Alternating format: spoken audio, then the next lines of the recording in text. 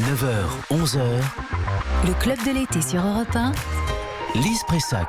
Notre invité est l'écrivain français le plus lu dans le monde, traduit en 49 langues. Il vient publier son 20e roman, Portrait sonore.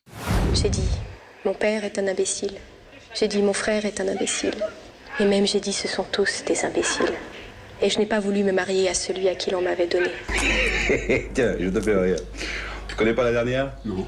J'ai essayé de me marier. Ouais. Puis au dernier moment, alors j'ai dit non, pas me marier. Non, je suis bien comme je suis. Pas besoin de ce que je veux. Tu vas m'aimer si mal que je serai fou de toi. Tu vas me faire du mal. Oh, this is good. I was rusty. I'm panicked. You magnificent pagan god! I'll have a sugar-free vanilla non-fat cappuccino. You've been here 26 hours. Go home. All right, I'll have you know I'm completely capable of meeting men on my own. Is there anything I can do to make you feel more comfortable today? Marry me? Let's decrease his morphine drip. You're so lucky that all you have to worry about is work. C'est extra. C'est extra. Bonjour Marc Lévy. Nous sommes ravis de vous recevoir dans ce club de l'été sur Europe 1. Vous avez publié cette année Ghost in Love aux éditions Robert Laffont Versilio. Alors nous aurons évidemment l'occasion d'en parler très longuement tout à l'heure. Mais pour commencer, est-ce que vous pouvez nous dire tous les petits extraits que vous avez entendus dans ce portrait sonore? Je vous ai vu chercher, je pense que vous avez identifié à peu près tout. J'ai reconnu mon temps dans César et Rosalie, Oui. je pense. Évidemment la chanson de Johnny. Qu'est-ce qu'il y avait d'autre? Attendez.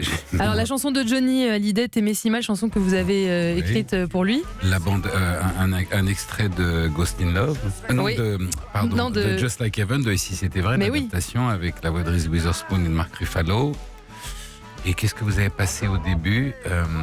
Alors au début, c'est un extrait de La lettre de Nabila, c'est un court-métrage que vous avez réalisé pour Amnesty International. Voilà, avec la voix de Rachida Brakni qui dit ce texte et qu'il avait joué à Lyon, absolument.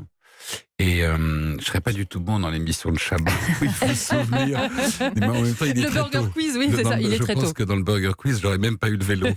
Eh bien, il est très tôt, en effet. Et Léo Ferré? Puis, alors, pourquoi Léo Ferré à la fin? Là, Oui, parce qu'il paraît que ça faisait partie aussi de la bande-son, peut-être chez vous, oui. à la maison. Voilà, d'accord, ok. Et puis il y a eu un dernier extrait, je ne sais pas si vous l'avez reconnu, c'était Always de Spielberg. Un film sorti en 90 sur les aviateurs pompiers. Alors c'est pas forcément celui qu'on connaît le plus de Spielberg, mais il y avait deux de vos idoles, Audrey Hepburn et Holly Hunter. Vous êtes et aussi d'ailleurs, comment s'appelle-t-il ce merveilleux acteur qui joue qui joue celui qui va sauver Holly Hunter de cette dépression. Ah oui, je me rappelle plus. Moi, je me suis focalisée sur les femmes, vous voyez. Ça va me revenir. On va nous aider, je pense, à nous. C'est un très beau film un très très beau film de Spielberg, ce film Always. Et alors, m'avait beaucoup marqué. Il vous avez marqué, finalement, et après vous vous dites quoi que quand Spielberg produit votre film, enfin votre roman adapté en film, et si c'était vrai, on se pince ce jour-là quand Spielberg vous appelle. Enfin, je sais pas si c'est Spielberg qui prend son téléphone, mais quand oui, c'était lui. Oui, on se pince. Moi, je me suis pincé pendant. Je continue parfois d'ailleurs de. Comment ça s'est passé? Racontez-nous. Et c'était assez dingue parce que on avait rendez-vous avec Susanna, qui est, mon éditrice et en même temps ma meilleure amie depuis plus de 20 ans. Et on avait un rendez-vous téléphonique dans les bureaux de Robert Laffont avec la DreamWorks. Mais on n'avait pas du tout, on n'imaginait pas une seconde qu'on parlerait à Spielberg. On savait qu'on allait parler à quelqu'un de la DreamWorks et on devait parler après à deux autres studios. Ouais. Et puis tout à coup, on était en main libre pour pouvoir parler comme ça. Et puis tout à coup, j'ai entendu Bonjour Marc. Et étant un fan absolu de Spielberg, j'ai reconnu sa voix immédiatement. Et là, heureusement que je n'étais pas seul dans le bureau. Et vous étiez assis, j'espère. Et que j'étais assis et que Susanna a pu prendre le relais des politesses le temps que moi je retrouve un peu mes esprits. Oui, ça devait être très impressionnant. C'était impressionnant et c'était c'était magique et puis très émouvant en même temps. Et oui, ça vous arrive pas tous les jours. Mais je vous confirme, Sophie Mouns aussi est surréaliste, parce que quand on voit votre parcours, on se lance dans le traitement de texte il y a quelques années, cabinet d'architecture, pour aujourd'hui être l'auteur français le plus lu dans le monde. C'est un film en soi, cette histoire, non? Je sais pas si ça ferait beaucoup d'entrées, mais. Oh bah si, C'est quand même dingue, quoi. Mais oui, enfin, écoutez, je me suis souvent planté, mais en tout cas, je me suis beaucoup marré, pour être très franc avec vous. Et je sais pas, j'ai eu la chance de grandir avec une bande d'amis où on est tous assez épicuriens, amoureux de la vie, et on a toujours aimé faire les choses. Et en même temps, oui, sans jamais se prendre au sérieux, parce que ça gâche le plaisir. Au ressenti, vous êtes quelqu'un d'intuitif. Sophie Massieu. Du coup, vous Alors, fiez à votre ressenti. Très intuitif, comment vous dire, à l'égard des autres, parce que j'adore écouter et regarder, observer, et être très à l'écoute des autres. Et en ce qui me concerne, mais pas du tout. C'est-à-dire, si je suis mon intuition en ce qui me concerne, j'ai de grandes chances de me planter. Mais peut-être parce que j'ai toujours aimé écouter les autres. D'ailleurs, c'est dans l'écoute des autres et dans l'observation que je trouve... L'inspiration. Oui, 99% de mes idées et de la façon dont les personnages se fabriquent et dont les émotions se racontent. Il y avait cette très jolie phrase, ma grand-mère me disait toujours, quand elle voulait m'effrayer avec sa disparition, elle me disait: une grand-mère qui meurt, c'est une bibliothèque qui brûle. Oui.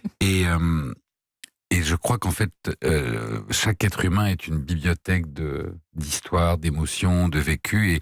Et l'écoute, c'est passionnant. On s'ennuie jamais quand on écoute les autres. Est-ce qu'on écoute encore vraiment attentivement ou est-ce qu'on se laisse déconcentrer par nos téléphones, nos smartphones et tout ça? Est-ce que vous croyez qu'on a gardé une vraie qualité d'écoute? Est-ce que vous, en tout cas, vous parvenez à la garder, à la conserver? Je pense que c'est un des grands... C'est un des grands enjeux de la façon dont on va apprivoiser cette technologie. Comme dans toute chose, ça n'est pas la chose qui est dangereuse, c'est l'usage qu'on en fait. Et donc, je suis comme tout le monde. J'ai eu cette tendance, cette hyper tendance, vous voyez, à regarder mon écran à un moment donné. Et puis après, il y a eu une deuxième phase où je me suis dit, mais attends, ça suffit. Et donc, je l'ai posé presque par lassitude. Et puis, alors j'ai aussi cette chance que mon métier me rappelle à la nécessité et au besoin d'observer, d'écouter et d'aller chercher toute cette matière de vie pour pouvoir écrire. Mais il y a aussi une question d'époque. C'est très marrant parce que il y a pas très longtemps, je disais à mes enfants à table, je ne veux plus de tablette ou d'écran à table quand on se met à table. Il faut des règles maintenant. Mais je me suis souvenu que mes parents me disaient qu'il était hors de question de regarder la télévision. Oui, à l'époque c'était ça, on ne devait pas être devant un écran. Le support a changé. Oui, c'est ça. Ou d'ailleurs, quand on était fou de lecture, pose ton livre le temps qu'on soit à table pour se parler. Donc c'est la même chose finalement, c'est juste le support qui a changé, mais on avait déjà tendance à s'éparpiller. Oui, écoutez, plus le support est proche de nous et plus il est addictif et plus il est dangereux. Le jour où on nous greffera des smartphones dans les yeux, on aura beaucoup plus de mal encore à les éteindre. Mais je crois que c'est une question de mode de fonctionnement.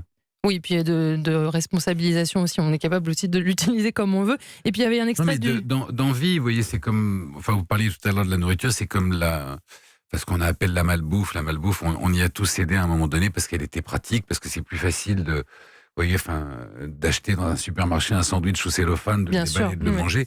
Et puis un jour, pardonnez-moi cette analogie triviale, et puis un jour on regoute un sandwich avec une baguette faite par un boulanger et une vraie... et on se dit, mais ça suffit. Ça suffit. Donc voilà, vous voyez, tout est une question. On se régule pas par obligation toujours, on se régule aussi par désir.